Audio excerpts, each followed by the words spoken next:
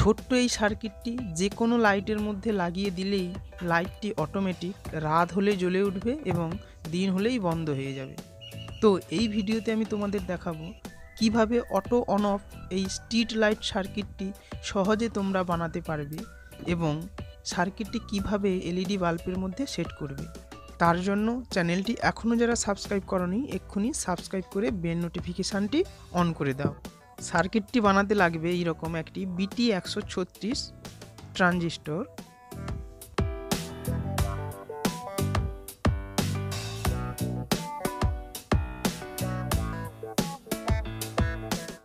লাগবে একটি 220K রেজিস্টরটি ট্রানজিস্টরের 2 নম্বর এবং 3 নম্বর পিনের মধ্যে সেট করে নিতে হবে।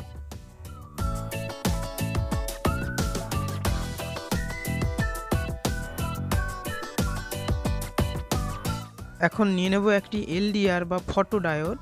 এটিকে ট্রানজিস্টরের 1 নম্বর পিনে এবং 3 নম্বর পিনের সঙ্গে কানেক্ট করে নিতে হবে।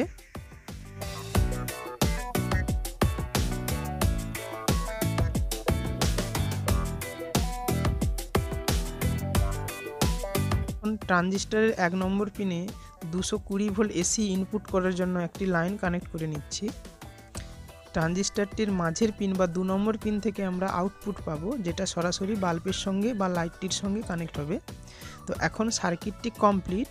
এবার সার্কিটটি কিভাবে কাজ করে আগে তোমাদের সেটা আমি একটি বাল্ব কানেক্ট করে দেখাচ্ছি। এরপরে আমি সার্কিটটি এই বাল্বের মধ্যে কিভাবে ফিট করতে হয় সেটাও খুব সহজে তোমাদের দেখাবো। তার জন্য ভিডিওটি তোমরা না টেনে কন্টিনিউ দেখতে থাকো।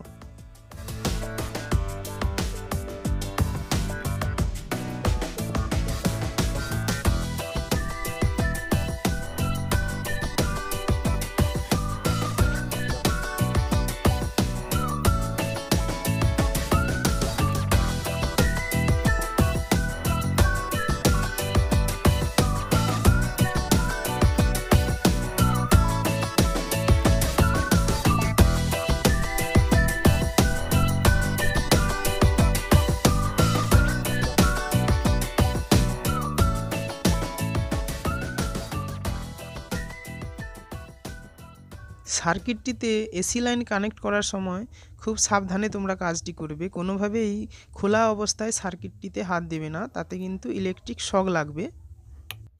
দেখতে পাচ্ছ সার্কিটটি ঠিকঠাক কাজ করছে না, লাইটটি ব্লিঙ্ক করছে। তো এখন এখানে আমি 220K মানের রেজিস্টার দিয়েছি, তোমরা এর পরিবর্তে 330 বা 320K মানের রেজিস্টার এখানে ইউজ করবে। তো এখন সার্কিটটিতে আমি রেজিস্টারটি চেঞ্জ করে দেখাচ্ছি কিভাবে লাইটটি কাজ করে।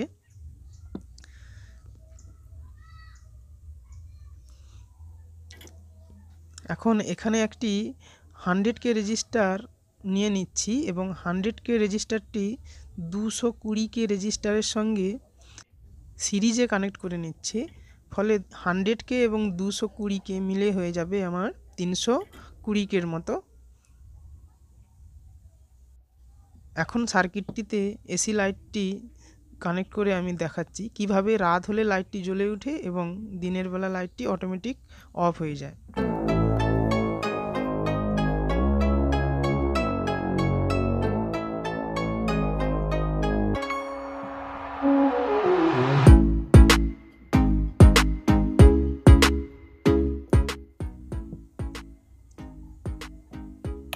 দেখতে পাচ্ছ লাইটটি জ্বলেই বন্ধ হয়ে গেল, কারণ আমার ক্যামেরার লাইটটি সেন্সারের উপরে পড়েছে। এখন ক্যামেরার লাইটটি যদি আমি আড়াল করি বা সেন্সারটিকে যদি অন্ধকার করি, দেখো লাইটটি খুব সুন্দরভাবে জ্বলছে। এইভাবে রাত হলেই লাইটটি অটোমেটিক জ্বলবে এবং দিনের আলোয় লাইটটি অটোমেটিক বন্ধ হয়ে যাবে। তো এখন এটাকে আমি কিভাবে এলইডি বাল্বের মধ্যে বা কোনো লাইটের মধ্যে সহজে ফিট করবে তা সেটাই তোমাদের দেখাবো। তো তার জন্য এইরকম একটি লাইট হোল্ডার নেব এবং এই লাইট হোল্ডারটির মধ্যেই ছোট্ট ডার্ক সেন্সরটি সহজে ফিট করে নেব।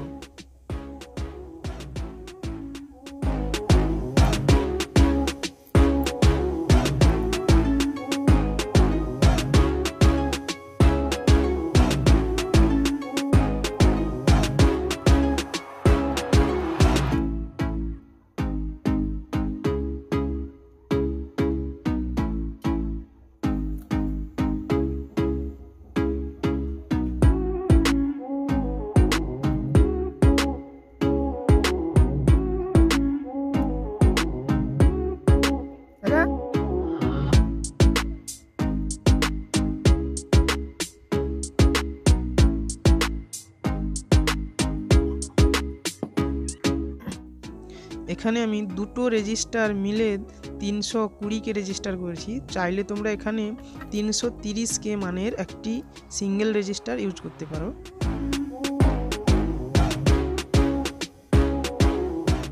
এখন এলডিআরটি ঠিক এইভাবে ট্রানজিস্টরের উপর প্রান্তে কানেক্ট করে নিয়েছি এবং বাইরের দিকে এলডিআরের মুখটি ঘুরিয়ে নিচ্ছি, যাতে সহজে এটা লাইটকে সেন্স করতে পারে। এবং এই সমস্ত কম্পোনেন্টগুলো হোল্ডারটির ভেতরে থাকবে, তার ফলে এখানে হাত লাগা বা কারেন্টের শক খাওয়ার কোনো ব্যাপার নেই। এখন এখানে ইনপুট ও আউটপুট লাইন কানেক্ট করে নিচ্ছি।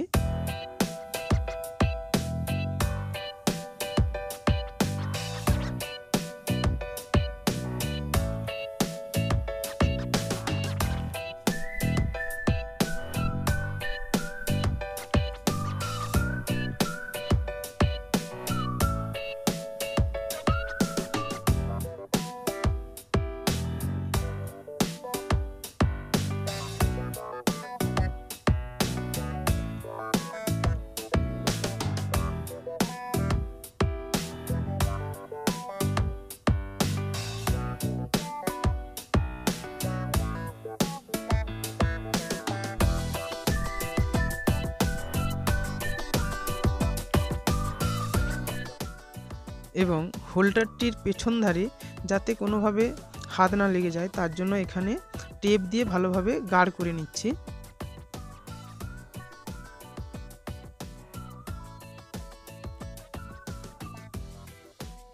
এখন এই হোল্ডারটি তোমরা বাড়ির যে কোনো জায়গায় সেট করে লাইটটি লাগিয়ে তোমরা ব্যবহার করতে পারবে, অথবা এটাকে বাড়ির বাইরে বা রাস্তায় স্ট্রিট লাইট হিসেবেও এটাকে খুব সহজে ব্যবহার করতে পারবে।